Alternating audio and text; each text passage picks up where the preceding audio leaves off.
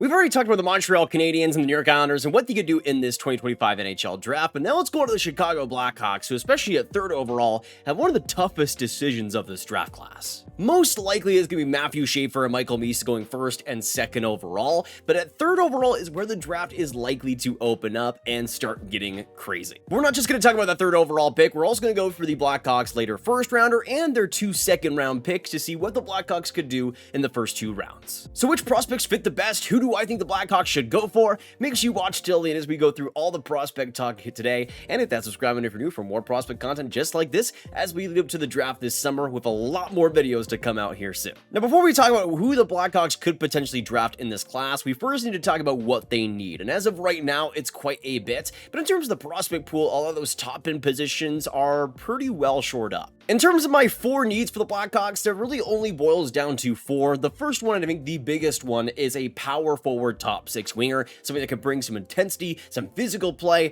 and make things a lot easier for those top centermen, the speedier players like the Moores, the Frank Nazars, and of course the Connor Bedards. I think especially for Blackhawks in this draft, prioritizing that is basically a must. They have a few players like AJ Spellici and Marek Vanacker who I think will be solid, but not at a top end level, especially not at a first line level that I think you could potentially get at third overall. The next need for me is bottom 6 intensity forwards, and this is another thing the Blackhawks have also done a pretty good job in getting players like Vanacker, like AJ Spellici, but I think for the Blackhawks as well, potentially getting more of that in the center position, especially for the fourth line, could be interesting. I do think, again, more intensity, more physical play on not just the top 6, but the bottom 6 will be a priority. And then the next 2 are not really too important, I would say, for Chicago, potentially getting some right D depth. You already have Artem Levchinov and Sam Renzel as the top 2 right Ds there, but the third pair right D, at least for the future, is a little bit more up in the air. You do have Connor Murphy there, but Connor Murphy hasn't been great for a couple of seasons now. Potentially going for somebody in that later first round pick, I think could be very interesting. And then last but not least, just 2-way leaders throughout the team, whether it be on the defensive or the forward end. I think especially getting more playoff style players, guys that are more leaders on their current junior teams or on college or whatever it might be, getting guys that can lead the way in those tough situations, I think is something that Chicago will definitely be prioritizing. Really throughout this draft, I think Chicago will be trying and really should be trying to get tougher as much as humanly possible. I mean, there's a lot of options in this year's draft to be able to do so. Now let's talk about that third overall pick, first things first for Chicago, and start out with the players available. Of course, most likely you're not going to have a Matthew Schaefer if he isn't taken by the Islanders. He's for sure going to be taken by the San Jose Sharks. Michael Mesa is maybe a little bit more likely, but not by much, I would say. If he's not taken by the Islanders, I still think for the San Jose Sharks, that's their best player available, their best opportunity to get another premium center, and I think they will take advantage of it, which leaves a lot of players on the outside of that position very likely.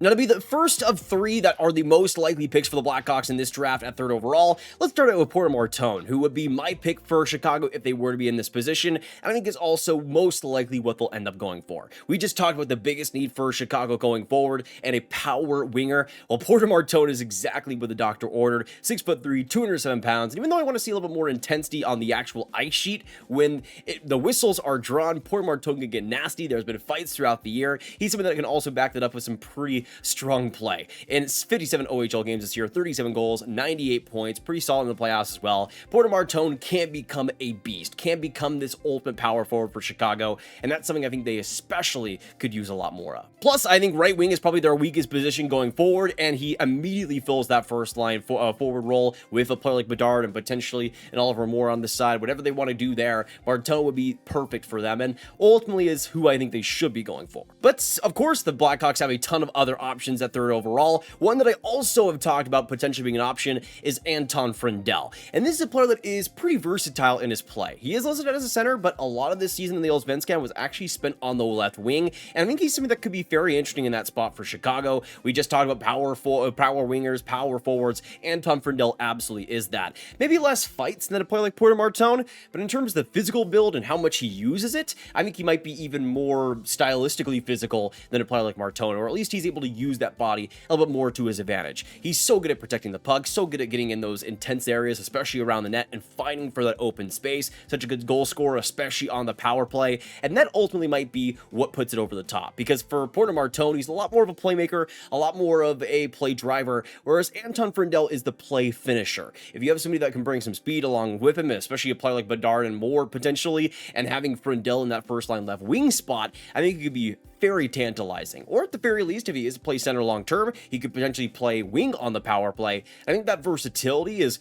what might lead Chicago his way. I do like Anton Frindell, not at third overall type of level, but I do think he'd be a great complementary piece for the Bedards, the Moores, the Nazers if they were to go that direction. I think, again, that physical play, how intense he is with the puck, especially in that physical play along the boards, is going to be extremely valuable for Chicago if they go in that direction. The third option I have for the Blackhawks, and the third most likely one, I could see this being a situation where the Blackhawks really surprise a lot of people on draft day. It's only really for a specific condition, but I got Caleb Denoyer. I think if the Blackhawks are going to reach for any other centerman besides an Anton Frindell, it's going to be for a Caleb Denoyer on draft day.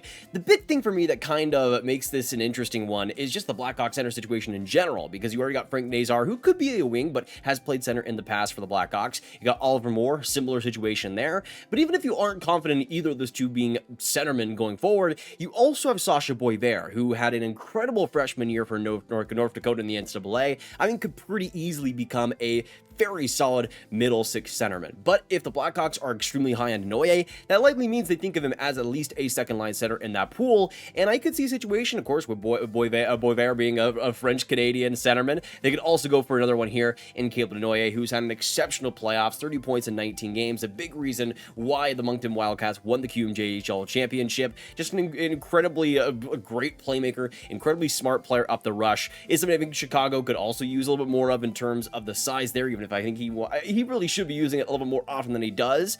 But if Chicago's high on Denoyer, I would not be surprised at all if he goes at number 3. But again, I think it all depends on how Chicago views their center situation. If they're fine with Nazar, Moore, and Boisvert going up the middle and potentially being the guys there, and if they have confidence in especially a player like Nazar being a center going forward, then I could see a player like Porter Martone being the easy decision. But if they really want to go for a for sure centerman especially, then that kind of knocks Anton Frindell out, because he hasn't been playing his best hockey as a centerman. He's been playing his best hockey as a winger. So if you want to go for a really complete centerman going forward, something that you know is going to be driving play through the middle, Denoyer is maybe your best shot at doing so. At least that's the argument I would see for Chicago if they were to take him there. I would not sleep on Denoyer whatsoever, and honestly at this point, I think it's a much more likely pick than a James Higgins, who I would see the Blackhawks passing over for a more overall balanced player like Denoyer is. Now let's move on to the Chicago Blackhawks and their 25th overall pick in this year's draft, coming from the Toronto Maple Leafs, and who they could potentially go after in this slot. Now I'm going to assume just for this case that they end up selecting Porter Martone at that 3rd overall position. Of course, who they go after at this spot greatly depends on who they select at 3rd overall. If they go for a center, there's no chance in heck they draft another center with this slot. But I think even potentially with them going for a center, you're going for a wing no matter what. Even if they do draft wing at 3rd overall, I still think you're most likely going for more wingers at this spot as well. The guys that I could see potentially being in this range, first, Malcolm Spence, recent commit to the University of Michigan. He's something that I think has been falling a little bit just because of the lack of top-end talent, I think, in him, and I think just other players being a little bit more exciting than Malcolm Spence is, but I still think he'll be a solid complementary 3rd-line winger, something that drives play well, uses his body exceptionally, and just is smart in all 3 zones. Again, nothing special with this player, but I think he'll be a solid one, especially for Chicago if they are to go in his direction. One that I'm not really sure if he'll be available, but I could see potentially slipping, is Justin Carbonneau, though I do think most likely Montreal will end up selecting him. If he is available at 25 overall, I think that is a perfect selection for Chicago. A power right wing, somebody that uses his body well, and big-time goal scorer. 46 goals in 62 games this last year in the QMJHL, 89 points. Skates fine, I think, for his size and being in the QMJHL. He gets by pretty well. I think he's somebody that is pretty underrated in this pool. Is somebody that I think is going to be a really interesting guy in Chicago specifically, will be a good power play piece. I think he checks a lot of boxes for that. And hey, we've talked a lot about how Montreal could potentially trade one of their picks. Maybe Chicago is able to find a fit with somebody that Montreal likes. They jump up to the 16th or 17th overall pick, select a player like Justin Carbonneau. I could see something like that happening on draft day. Another one that I could potentially see slipping, just like Malcolm Spence, is Lyndon Lakovich. I don't know if he's going to drop as badly as 25, but I think he's something that if the Blackhawks want to add some more size onto that 4 group, Lakovich would definitely do that. Though I do want to stress that Lefebvre doesn't really use his size as much as I'd want him to do. He's a good puck protector, especially up the rush, but he's not much of a hitter. He's not much of a physical presence out there. The big money, the bread-winning move is the deking, the puck handling ability, and how much he's able to connect all of that in one play. He's somebody that has had some great moments in the WHL, but that consistency has been hard to come by. So I'm not sure how much Chicago will be going after a player like that, since I think he profiles pretty similarly to a Kirby Dach, who didn't really work all too well there, but at 25 overall, if he drops, I could see them just taking him and seeing what they get there. Next up, I got Shane Van Saggy, and I think he will drop a little bit lower than this personally, but I do think he'd be a solid fit for Chicago at 25, especially if they are to go for a centerman in this class. I do think getting a right wing would especially become important for them, as Van Saggy is. He's been a prolific power forward in the NCAA this year for Michigan State, just being big hits, big intensity, big physical play. He's something that I think will be a perfect third liner for Chicago, bring some great intensity, some great skill set, especially in front of the net, but I think just play a simple game that I think Chicago would come to appreciate. And then last but not least, at this spot, I could see the Blackhawks, especially if they want to get some right defense depth, going for Henry Brustovets, who I think would be a bit of a reach at this spot at 25, but I would not be surprised to see it. This draft especially is really weak on right shot defensemen specifically. You have a couple that I think will go high, like Ratty Murka, but Brustovets is one of the only defensemen outside of that I think could potentially come into this spot. He's something that I do like some of the physical attributes, I like some of the intensity there, but I do think there is still a lot in terms of the offensive play and the skating that does still need a lot of improvement, but I do think he has a much more solid defensive base than his brother in Hunter. He's something that I think will be I think could turn into a decent third pair defenseman when it's all said and done.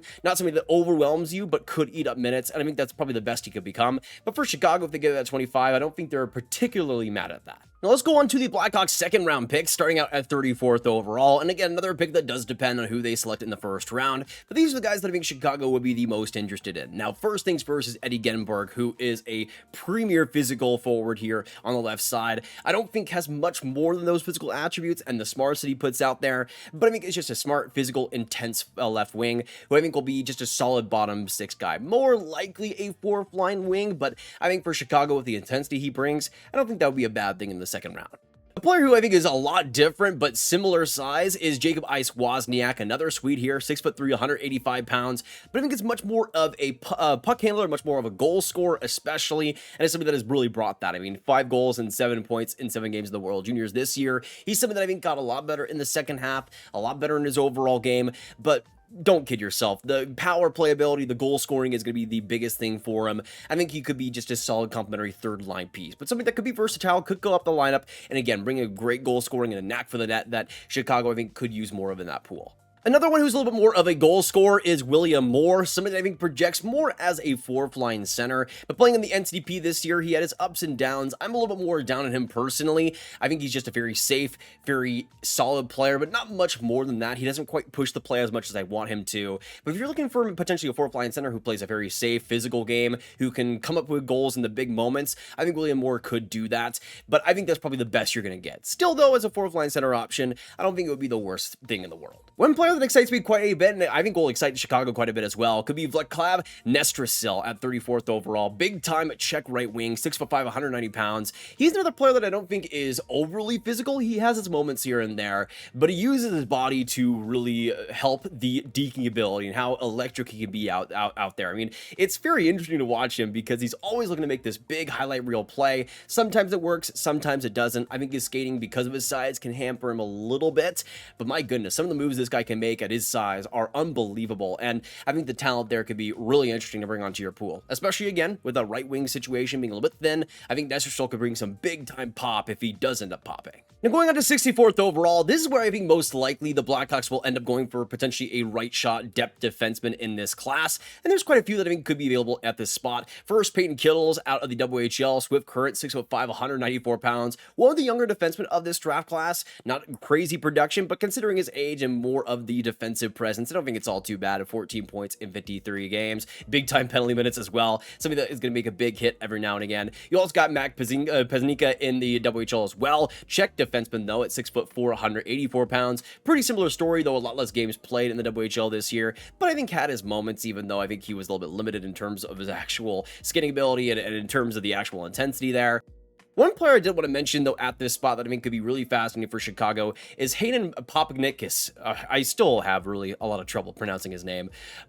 Panicus. I'm pretty sure. It's a tongue twister for sure, but I actually like him quite a bit. Somebody I think is going to probably end up in my mid-second round when it's all said and done. A lot of potential, 6'4", 203 pounds, and even though there are times where I want to see a little bit more refinement, he is something that brings a lot of interesting traits with the goal scoring, with the how good he gets around the net, and somebody that moves as well as he does. I think he's a very interesting project. Definitely a project, but I could potentially see him becoming a bottom 6 right wing. A lot of big attributes there, and especially with his size, he does know how to use it very effectively. At this point in the rebuild for Chicago, you might as well go for some swings, and Hayden would certainly be a big swing, though I think if he does pop, he's something that I think will be a very effective NHLer, and even though there's a lot of rawness there, in Chicago's pool, I think he could develop quite well. But those are some of the targets and the players I can see the Blackhawks going for in this year's NHL draft. If you guys enjoyed, make sure you hit that like button, hit that subscribe button, and hit the notification bell, and comment down below your thoughts on the players I mentioned today, and what other teams you'd like to see me cover as well in this series. Any other teams you want me to talk about when it comes to their draft strategy for this season,